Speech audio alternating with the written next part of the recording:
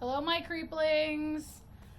Tonight we're going to visit one that's getting a lot of buzz lately simply because there's a remake coming out and it had its anniversary this year. And I hadn't watched it in a while and thought, you know what? It's time. So we're talking about The Crow with Brandon Lee tonight. This movie came out in 94 when I was 14. And it was a big part of me discovering how much I was a dark kid. I know this movie means a lot to a lot of people. And there's been some excitement about the remake. There's been some trepidation about the remake. There's been some talk about why was it remade, especially because of the tragedy that happened with this. So I'm just going to go ahead and speak about the tragedy if there are people out there who actually have no idea what happened. I believe near the end of filming, the star of the movie, Brandon Lee, he plays the character named Eric, son of Bruce Lee, was shot accidentally by a prop gun that hadn't been handled properly on set, and he lost his life.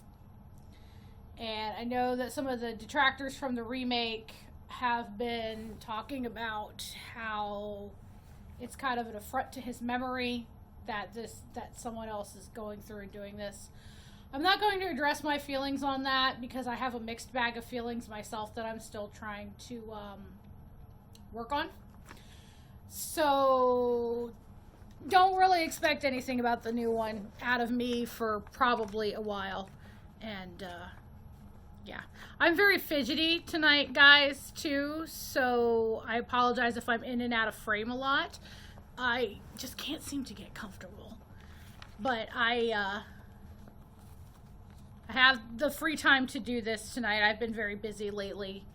I was afraid I wasn't going to be able to do this, so. But let's dive into this, and we'll talk. This particular version of this film, there's a lot of names coming up in this cast list. Eric Draven's portrayer, Brandon Lee. Eric Draven's our protagonist. Brandon was very up and coming. I mean, like, he was like on the verge of becoming like the next big action star, like on the lines of, I think possibly like Van Damme at the time. He definitely had his father's charisma. And it's very sad that we didn't get him for much longer after this.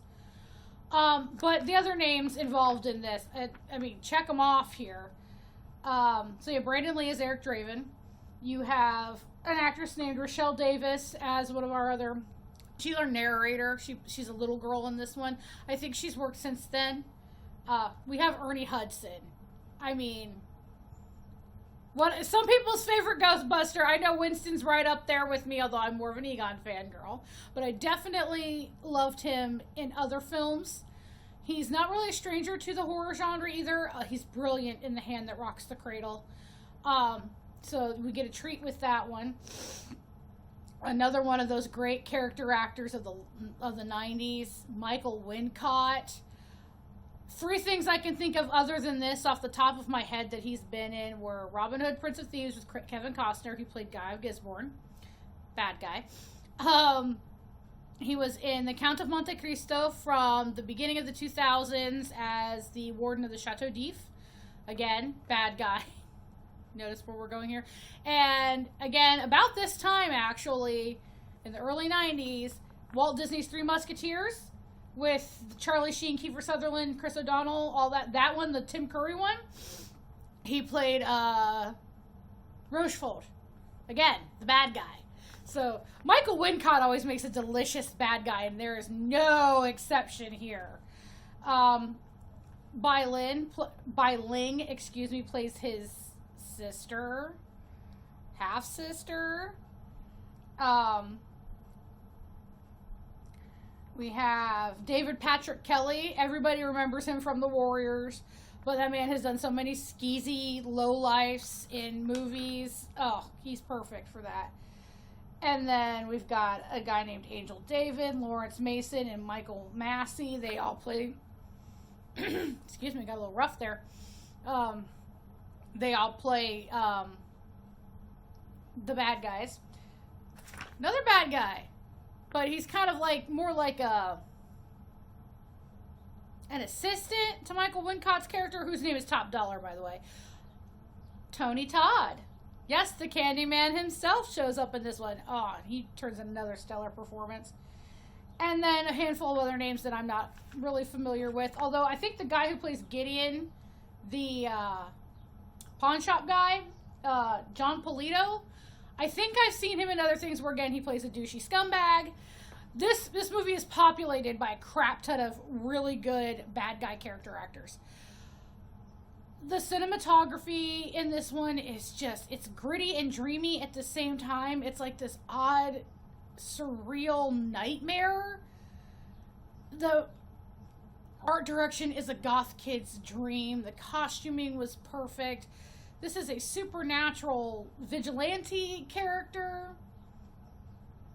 And it's just, as a 14-year-old, not knowing what goth was, because, you know, I lived in small town Ohio. We didn't have goths. We just had weird kids.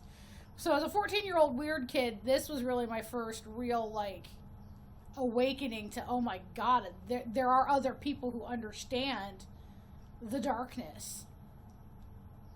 And, you know, it really, really burned on me as a teenager. But to our story, we have Eric Draven and his girlfriend, actually his fiancée, Shelley, are killed on Devil's Night in Detroit. Now, I grew up kind of closer to Detroit than I live now, but I've never actually been to Detroit.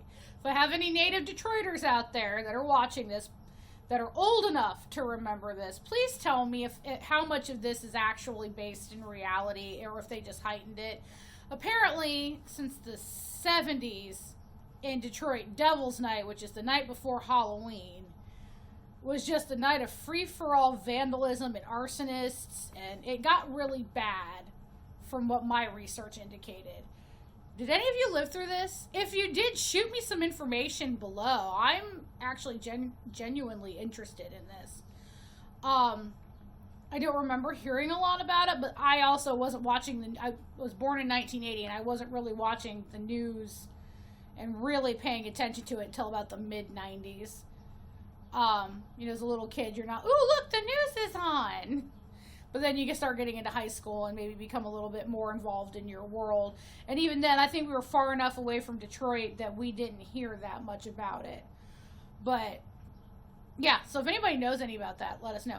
So yes, they're brutalized and killed on Devil's Night because Shelley had the audacity to, what was it? Try to keep them from, I got something in my eye, sorry. Something about the apartment building they were living in and tenants' rights. And apparently that didn't sit well with the local bad guys, and they went in and took care of business. Now, Shelley had kind of formed a bond with this street kid named Sarah. Sarah's like in her early teens. Her mom's a drug addict and a cocktail waitress, and she doesn't have the best home life. So Shelley and Eric tried to give her some stability. With them gone, all she has is herself. And Ernie Hudson's character, Sergeant Albright, kind of looks after her a little bit too. But a year later, Eric's soul is brought back from the dead. Actually, Eric's body is brought back from the dead, and his soul, by a mystical crow, and he goes basically on the path of vengeance to try and kill and everybody that hurt him and Shelley. So you've got a guy named Tintin who tends to play with knives. That's an interesting showdown. You have, what's the guy's name? Fun Boy, who's Darla's boyfriend, more like her drug hookup. He takes him out, and he also kind of sets Darla right. Darla being Sarah's mother, the drug addict and cocktail waitress. Sets her right, and he's like, "You have a daughter out there," and she cleans up apparently. So good for her. Then we have David Patrick Kelly's character T-Bird's taken out in his lovely. Oh, if you're a car person, his Thunderbird is just, which is where he gets his nickname. So he starts taking him out. He takes out the pawn shop where Shelley's wedding ring had been pawned off, and sends the owner, Gideon, off to tell the rest of the group that death is coming. I am simplifying this story. So, Fun Boy, Tintin, Skank, who's the only one left, and T-Bird all work for Top Dollar. They're his kind of henchmen. They go out, start fires, and all that. He's basically the crime boss of Detroit, or this version of Detroit. I will say, on a side note, one, whoever did the costuming in this knew how to dress these men. Oh my god. Michael Wincott wears these, just the pants are fit perfectly. He looks like he spent money to look respectable, but he's got this long ass hair, which I'm assuming is extensions, because Michael Wincott usually has short hair. But he looks good. Tony Todd looks good. Everybody looks like the part they're supposed to be playing. Eric does eventually go and visit Lieutenant Albright, who's figured out that, it's Eric. And Albright, I'm going to pronounce that wrong again. I apologize if I do. Kind of gives Eric not the heads up, but he gets him caught up that Shelley held on for 30 hours in intensive care before her body gave out. And Eric apparently can get memories from touch, and he got that from basically touching Albright's head.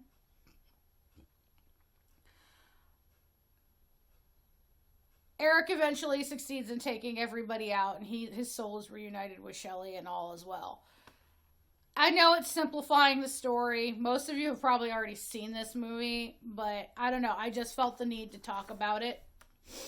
I know that the comic book that this is based on,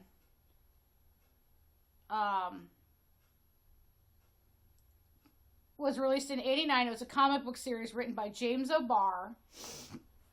Now, James, I think, wrote this as the means to cope with the unexpected death of his fiancée. There's a lot going on with the background on this. She was killed by a drunk driver, this poor fiancée.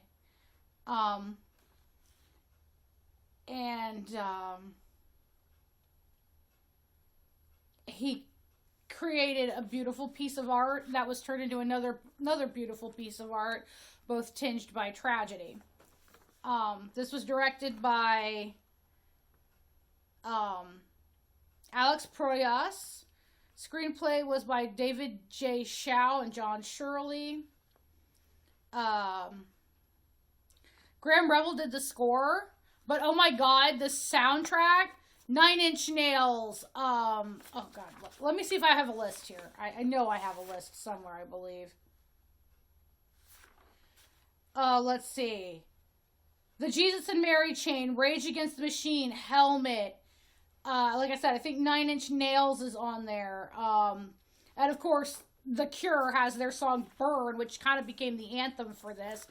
Side note, I got to go see The Cure last year in concert. But when they played Burn, that was a religiously moving experience for me. Robert Smith's vocals have not, he still has it. We walked in and we thought they were just playing music to like fill up the amphitheater while people were waiting. No, we walked in during their sound check.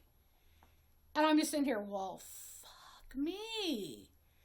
He sounds just as good as he did on albums from 20 years ago. So, okay, side note off. The soundtrack slaps. The score just complements it beautifully. But yeah, we ended up with a tragedy near the end of filming on this. And I'm just going to read the passage from Wikipedia. If I have to paraphrase it, I will. But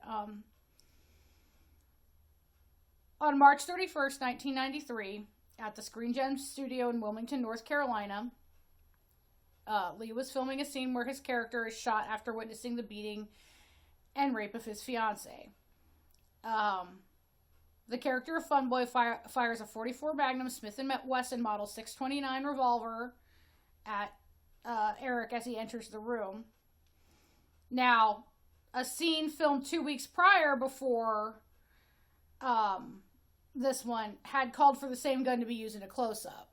Now, this is why I'm reading this, because I really want to make, straight from the notes, I really want to make sure everybody understands this. So I'm sorry if I keep looking off the end here. Revolvers often use dummy cartridges fitted with bullets but no powder or primer for close-ups. They look more realistic than blanks, because blanks don't have a bullet. I believe they have a wax stopper. But instead of purchasing commercial dummy cartridges, the film's prop crew, because of time and money constraints, created their own by pulling the bullets from live rounds, dumping the powder charge, but they didn't dump the primer, and then reinserted the bullets. So, witnesses reported that 2 weeks before Lee's death, they saw an unsupervised actor pulling the trigger on the gun while it was loaded with the powderless but primed round. And having not removed the primer could detonate enough energy to launch a bullet and lodge it in the barrel. So,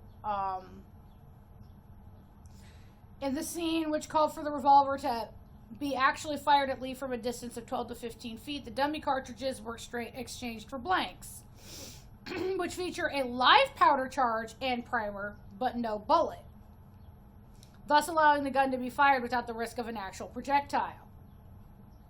As the production company had sent the firearms specialist home early, side note, my thoughts, probably to save some damn money,